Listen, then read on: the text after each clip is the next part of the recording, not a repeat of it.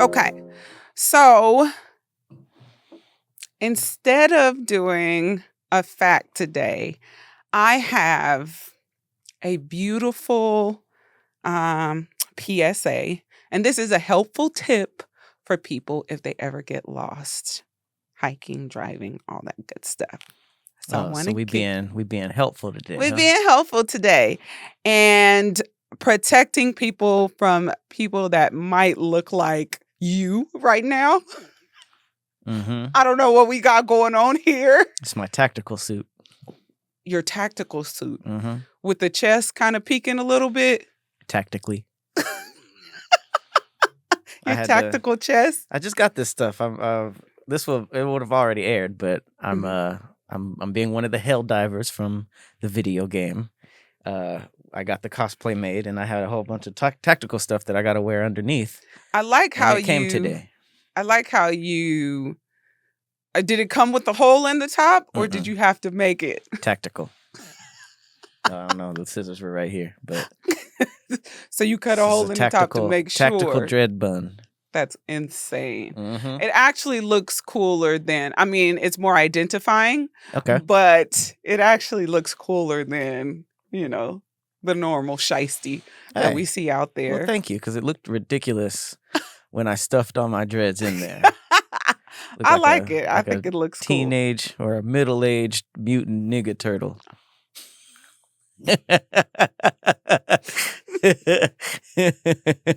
Teenage mutant niggas.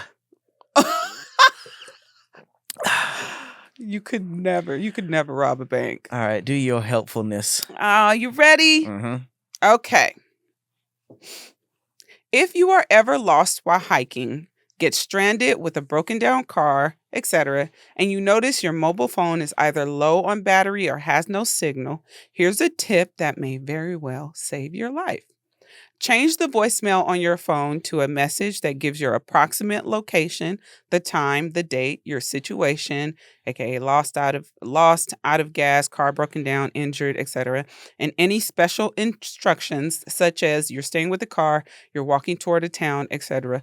The best part of this is that even if your mobile phone dies or stops working, voicemail still works. So anyone calling your phone looking for you will hear the message and know where to find you or where to send help. Pass the message on. It may help save a life. That's a good one. That's really good. That's very smart. Yeah, because, I mean, people like us who travel a lot, we do road trips and stuff like that. So, I mean, I always kind of have, a charger on me at all times or something like that. But if we're ever in a situation like that, this is clutch. Mm-hmm. Super, super duper crucial. Yeah. Now, you just better hope that whoever is calling you don't ain't a op. Yeah. We know where to find them. I mean, that's fucking got them. That's great, because it's like you said, you don't need service to change your voicemail, right? And it's just like instructions. Mine would probably start with help. I'm out of gas. Right. And as somebody who's the king of forgetting to tell people where I'm going, I'll go out of town, I'll go hiking, and hiking's a little different because I saw 127 Hours, and he went. What is that? It's the story of that dude who was hiking in the Red Rock Mountains or something like that, and he fell in a ditch and got pinned. His arm was pinned, and he was there for 127 hours. There's a movie about it with James Franco. He had to drink his own pee. Ew. And then he got this rusty pocket knife, and he had to cut his entire arm off. What? Yeah, through the bone, through the nervous system, all that stuff. Oh my God. And it was traumatizing, all because he went hiking and didn't tell anybody where he was, so they didn't even know where to look. How would you even know? So how did they do? I mean, I guess I could watch it, but it's brutal. But he cut his arm off and got free. Yeah, but he had PTSD and nightmares about it all the time and stuff.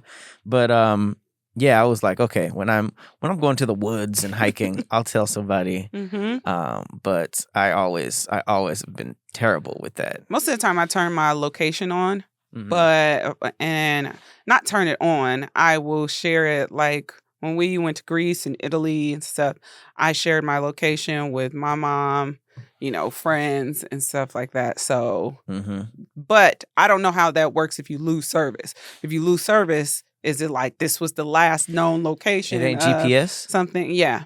I thought you can lose satellite. Well, can you lose service? Yeah, sometimes. I don't know how location works when you lose service. Is what I'm saying. Is service so the if same somebody as like being tracked by a satellite? I think they have something to do with each other. I don't know, but if your phone dies, the last place that your phone was at is where it'll ping. It won't ping any further if your phone is off. So, but just to have that extra layer of security, I always send my location to, friends and family when I'm going somewhere where I may lose service or I may not be able to be contacted like that on a regular. So when I saw this, I was just like, ooh, I go hiking. I do road trips. Like I go places where there's no service and stuff like that. So to know that this is an option to have, because I never thought about that. Sure. I never thought about that. That's okay. That's very helpful. Yeah. Made me switch up my fact. I want a helpful one too. Oh, you want to help too? Yay! So if anybody has been slacking on the gym like this is for you.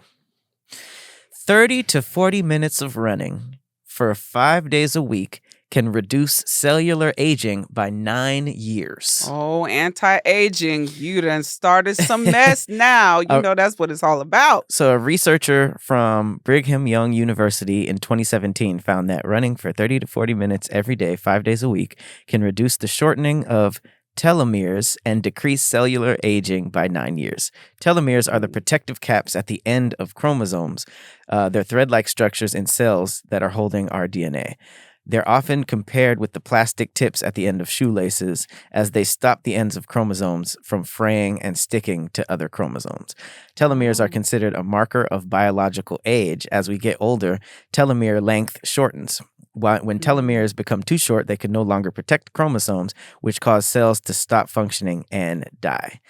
Poor lifestyle factors such as lack of exercise also contribute to telomere shortening by causing oxidative stress, which is the inability of the body to offset the cell damage caused by free radicals. So you just do a light jog for 30 to 40 minutes, 9 years younger.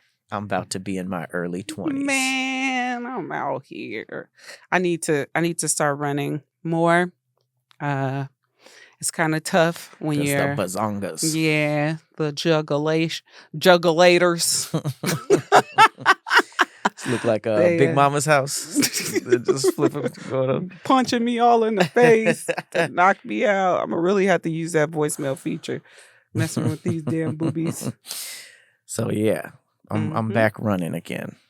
Let's get to it. And you were really good at that, actually, on your bike. I was going crazy. Time to get back. All right. What'd you pull up with today? Okay, so this was just a funny conversation, a text conversation that I saw on Instagram. Okay. And it's about a boss asking a worker to come in on a day off. Okay. I pulled up with a Reddit thread. Ooh. And it's, what is a little known but obvious fact that will make all of us feel stupid? Ooh. Okay. Ooh, I'm going to have to think of something if I know it.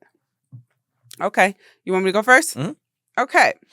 So, text combo from my boss. That's what it says in the contact.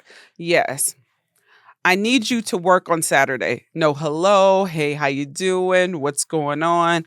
Straight in. I need you to work on Saturday. He replies with a question mark and says, I know it's your day off, but the store is going to be busy. Reply, sorry, who is this? This is Jerry, your boss. Oh, but they're already saved as my boss. Mm-hmm. Mind games. Mm-hmm. You have the wrong number. Hilarious. He says, Alex, I know it's you. I'm not in the mood for games. See you Saturday. Reply, who's Alex? Alex, I'm not going to fall for this. I've texted you many times before. I know this is your number. Reply, whatever you say, ... But when Alex doesn't show up on Saturday, don't blame her. How'd you know it was a her? Alex is a guy. Reply, I don't care. Is this really not Alex? This really is not Alex. Then who is this? I'm not telling you. What? I don't even know you. This nigga childish. Fine, then prove this isn't Alex. What? Send me a selfie. Excuse me? I'm not sending you anything. Just do it. Oh my God, I know what this is. You're one of those kid stalkers. What? Stay away from me, creep. I'm reporting you to the police. Oh, wow. For what? You just asked for a picture of me. I'm 14 years old. You gotta let it go at that point. He's like, wait a second. That is not what happened. Is this what you do for fun? Text 14-year-olds asking for selfies of them? No, I thought you were someone else. That's checkmate right there. Oh, a different 14-year-old boy? No, my employee, Alex. He's 22 years old. He's a cashier at my toy store. You own a toy store? Oof. That's the perfect job for a kid stalker. Mm-hmm. Do you lure them into your store too? He's like, what? No. Alex is fucked up. How you own a toy store and you mean? That was an aggressive approach for a toy store owner. Right. He doesn't even know how to ask his employees to come in. But that shows you he's a horrible boss because, I mean, the way he played that game was like, I don't need the extra money. I'm not coming in. But he didn't even greet him. It's going to be sticky when he actually needs his number later and he finds out that was really him. But I mean, you might actually have to change your number. One thing that no nigga wants to be accused of, especially a toy store owner, is texting young children. So he got him with that. That was a good At that point, you just got to ask somebody else to work. Right, because it's like, I know this is work. Alex. I know this is Alex. Alex is like, look, I'm going to be in the Bahamas on Saturday. How am I going to get out of this? That is crazy to make people work on their day off without having any sympathy. Like, I know it's your day off. I'm sorry, but just explaining the situation is just like, nah, I'll see you Saturday. But it's like not even asking. Yeah. It's, I need you to work. This is not a question. This is not a request. It's a demand. Like, and if I don't come in on my day off, what you gonna do? Like, I'm sorry. The bottom lip flipped over. Like the permanent pout. It looks a little insane. I'm very lucky that I never really had a mean boss in my life. Yes, you are lucky. Mm-hmm. You are definitely lucky. I used to work at Ultrazone laser tag arena. Shout out to Mark. Sounds so fun. I hope Mark is doing all right. One of the best bosses I've ever had, ever. Mm-hmm. He was really cool. He gave us business classes and taught us how to run a business by using computer games and video games and stuff like that. And he was always he was one of those people who just wanted us to do better in life, not necessarily at his business. Just he wanted us to. Period. That's what I feel like. That's what supervisors are supposed to do at your job. What? They're supposed to give you tools to make you better, not just just for me, but just overall. You're supposed to leave that job better than you came in. And a lot of people just try to tear your ass down. I don't know why they do that, but sometimes the worst part about the job is the coworkers. The job itself be fire, but your supervisor can make or break your happiness when you work a 9 to 5. Not for real.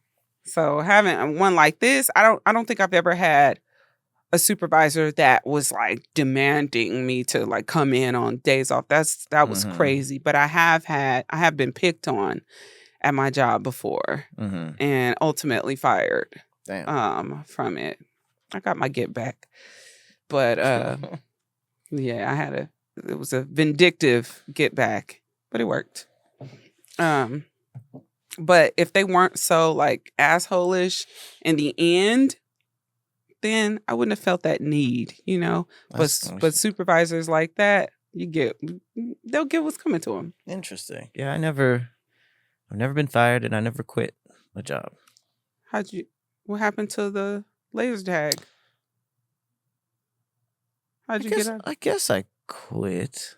I'm like, I should never get fired, never quit. But you ask for the hours that you get. So I dwindled. I went from like full time to just like doing like a couple of like cover shifts here and there. But at that time I was like fully in college, and you know, I had to look for something else. But no, I didn't like when I said quit, like I quit. I'm out of here. You know what I mean? Like I stopped. But I've never quit like that before, but I've definitely given my 2 weeks notice and was like, okay. But I've had like going away, leaving parties and stuff. So I mean, I think I was a good worker, except the only time I got fired, that was my last full-time job. Oh, really? I said I'm never subjecting myself to this again. Never again. Well, good for us. Some people be hating their jobs. All right. What is a little known but obvious fact that will make all of us feel stupid? I'm ready to feel like a dunce. Give it to me. Okay, this is cool. This one's cool. So words that are spelled the same but pronounced with different emphasis on different syllables is actually indicative of the part of speech it is. So stress on the first syllable is a noun, and stress on the last syllable is a verb. Here's an example. Contract and contract. That's the difference between, you know, that's one's a noun, one's a verb. Like sign this contract, whereas the other one is the muscles contract. Same with record and record, address and address, impact and impact. I don't know the second one. What's the second one of impact? Like an impact is the first, so that's a noun. No, that's a verb. What's the noun version of impact? I don't get that one. I've never used impact. Object and object. What about tomato and tomato? That's a different spelling. No, it's not. I thought it was the same. Tomato? Yeah, I thought it was the same. It was just a British accent versus, you know. Yeah, I don't know what that is because they were both talking about tomatoes. The thing between hard and soft is firm. The thing between hardware and software is called firmware. It's pretty cool. I always thought firm was like on the harder side, but it kind of is in between. This one's random. Rabbits don't have paw pads like cats or dogs. They got nothing but fluffy feet. Oh, that's when you see a cartoon rabbit with paw pads, it's all lies. Oh. Okay, I'm glad these are not making me feel stupid yet. Percentages are reversible. So 8% of 25 is the same as 25% of 8, and one of them is much easier to do in your head. I've always been bad at percentages. I always go right to 50 and 25% and then see where it is around there. See where you guess, oh, this might be 17.5. So as we all know that dinosaurs died out a long time ago, around 64 million years ago. But what's even longer, they roamed the earth for over 120 million years. The Stegosaurus went extinct 80 million years before the T-Rex even existed. So everything we know about dinosaurs, they just be together, but a lot of them weren't even alive at the same time. Where are they in the creation story? What do you mean? Like how many times has it been updated? Well, I mean, if we go off of like Genesis, I don't hear them say like he created the dinosaurs. Does he say that in the book? But the thing is, that was hella chapters ago. I'm just trying to figure out where dinosaurs are in the Bible. If you believe in Adam and Eve, humans were never alive at the same time as dinosaurs, which sucks because there's hella cartoons of like Flintstones.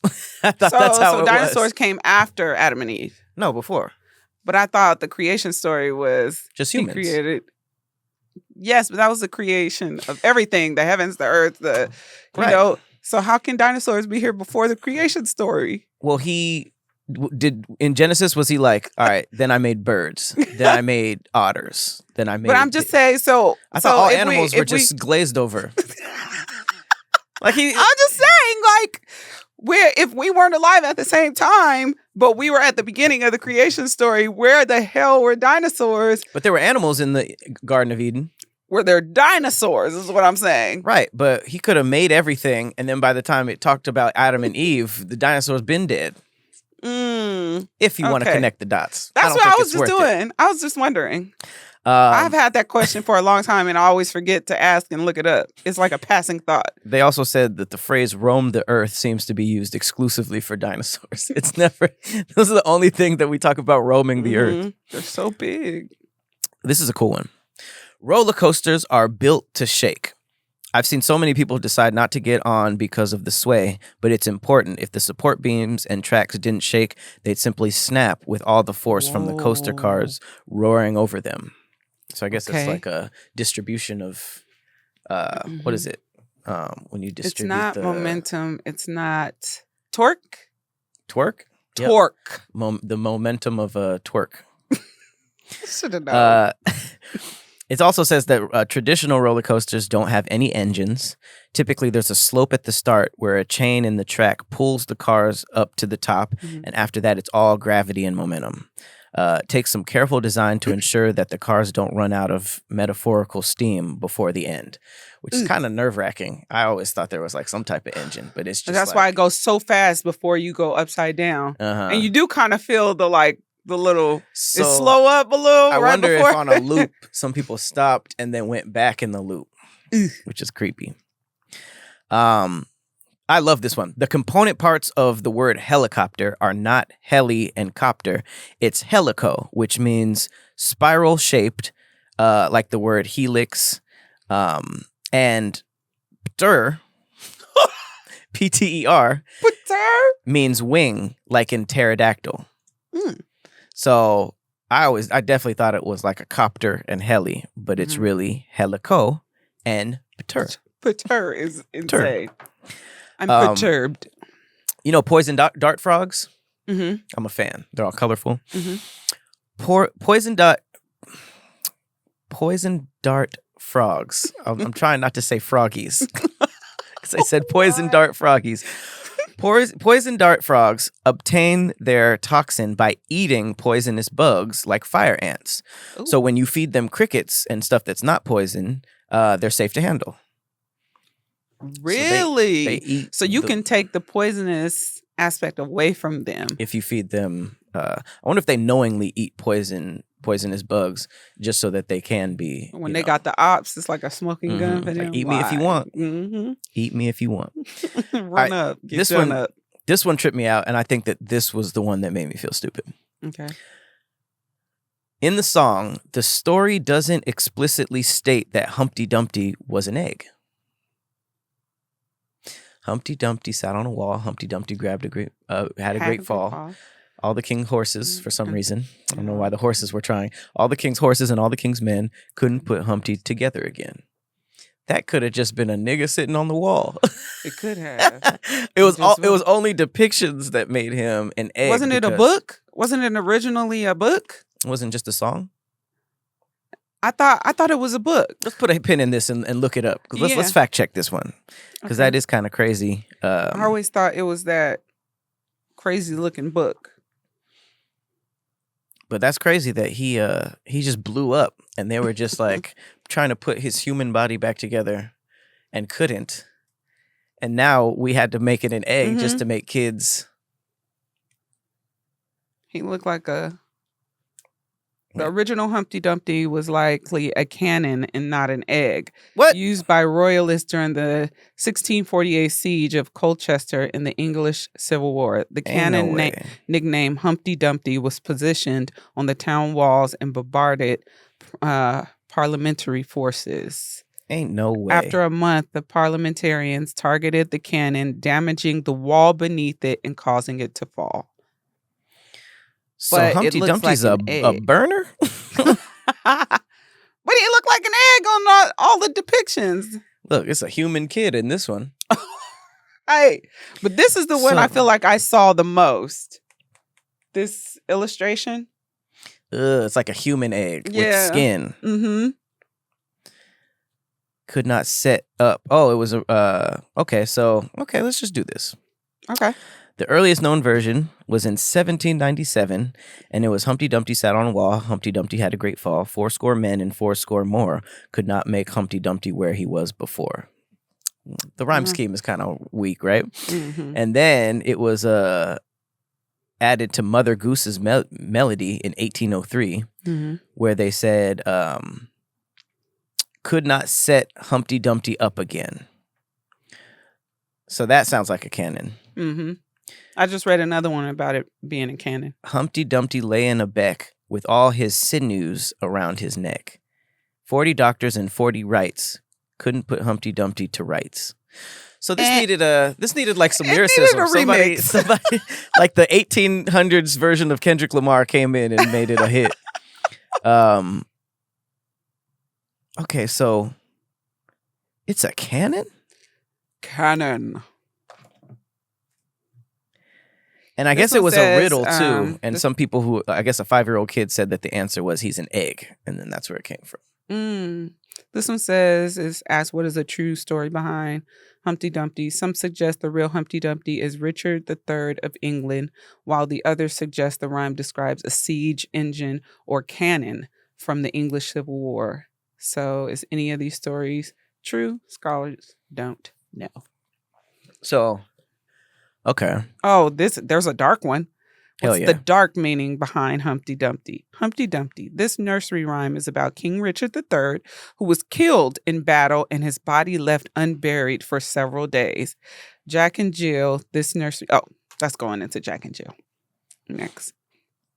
Yeah, it was originally posed as a riddle. And I guess one of the... I don't know if he was an author or whatever, but he said it was in the issue of a children's magazine in 1843, and he assumed the answer was an egg. So I think that people who thought it was the riddle was he's an egg started the the characterization of that. But that's crazy. I mean, it is a better than a canon. It's kind of like London Bridges falling down and the Black Death, Ring Around the Rosie. Like everything is just written about dark. war. Very dark. War made all of these children's songs. Listen to this. What is the underlying meaning of Humpty Dumpty? Humpty Dumpty is a valuable lesson to children, meaning sometimes you break or lose things, and no matter what or how hard you or anyone else tries, that thing can never be brought back or repaired. What kind of fucking lesson is that? That is insane. That's terrible. Just wait for some horses to fix you up. Damn. They also suggested that Humpty Dumpty was a tortoise. Siege engine. That's what you said. An armored frame. What? That is crazy. So this was a weapon they were trying to put back together? Right. The more you motherfucking know. Yeah. A large cannon.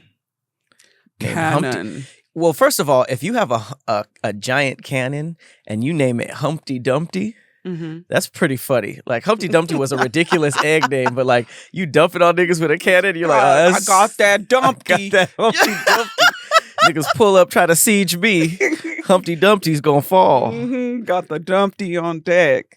Damn. Hell nah. Rappers should watch this show. For sure. Because Humpty Dumpty is when I'm naming all my guns in Call of Duty now.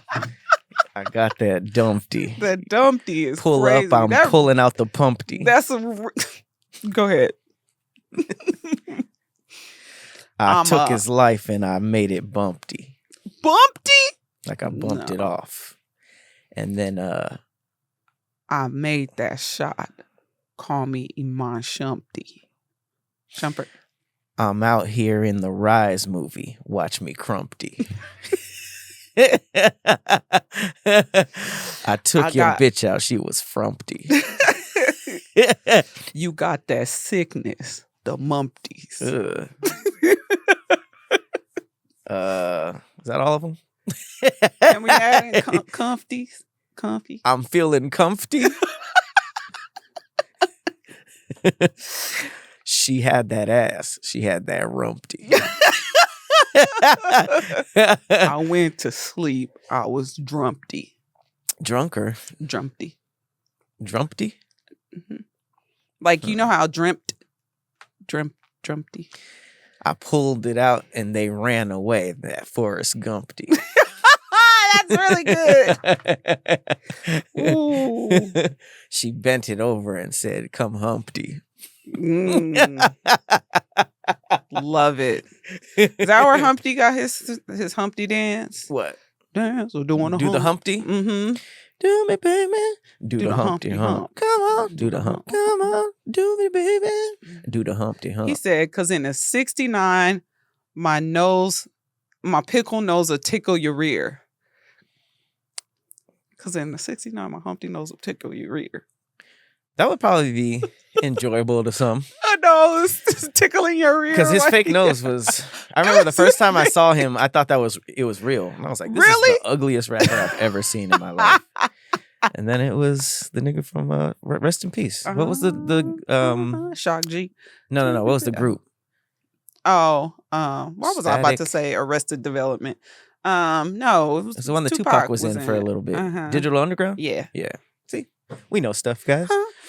All right. Well, I don't even know what the call out is. Don't even do it yet because I got one more thing I got to say to you. Okay. I got an audition. Go ahead. Yay! All right. I'm still auditioning for dad jokes, y'all. What do you call an Indian postman? It's going to be racist. Go ahead. A courier.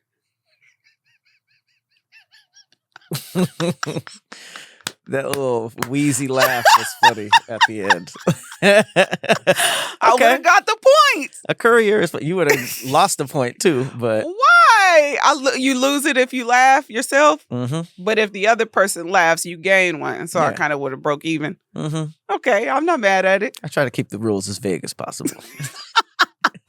It's like if somebody laughs, the other person gets a point. You can't really decipher. Okay. Okay. So how good am I doing on this journey?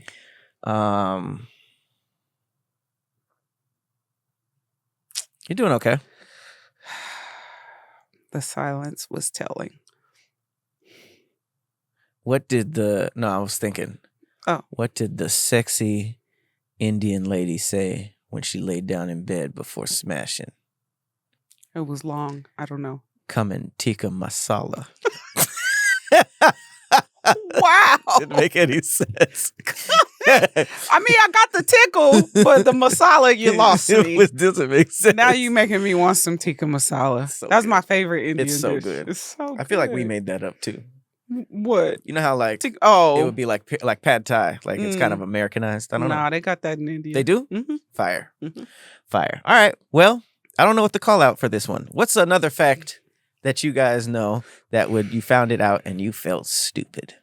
Someone had told me, because I never said this, someone had told me like in the creation story or Adam and Eve, apple wasn't really an apple, it was a pomegranate. Oh yeah. I think that's true. Uh-huh. I think that's true. I don't know how you bite a pomegranate, but yeah, that would be if that tough. was my temptation, I would be in the garden forever. But like, pomegranates are so good. Don't eat that fruit with an armor shell.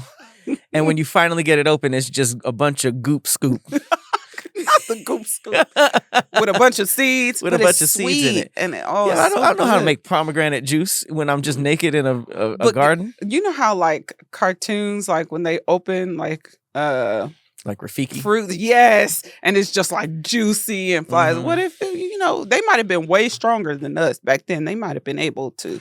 The teeth might have been stronger. They might have been able to bite into a resist. pomegranate. And if Eve ate it, I would pull God to the side and be like, "Just kick her out. I didn't eat it." And then I would live peacefully. But he didn't know it was bad, did he?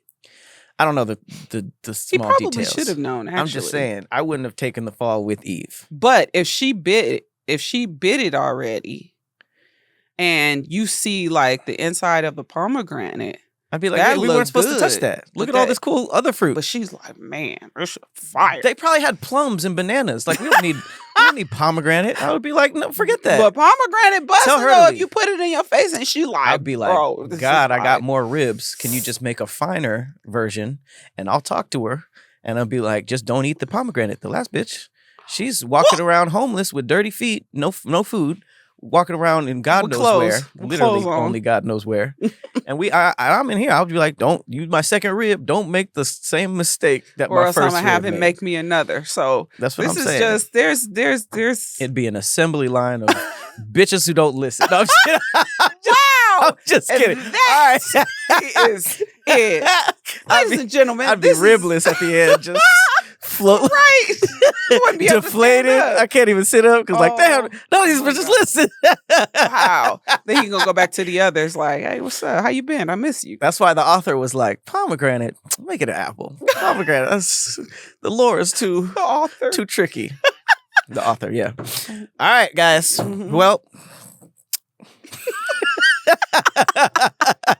Oh my God. Sure, that upset some people, but that's why these podcasts are polarizing. All right, you guys. I have been Patrick Cloud. And I'm Persephone. See your ass next time.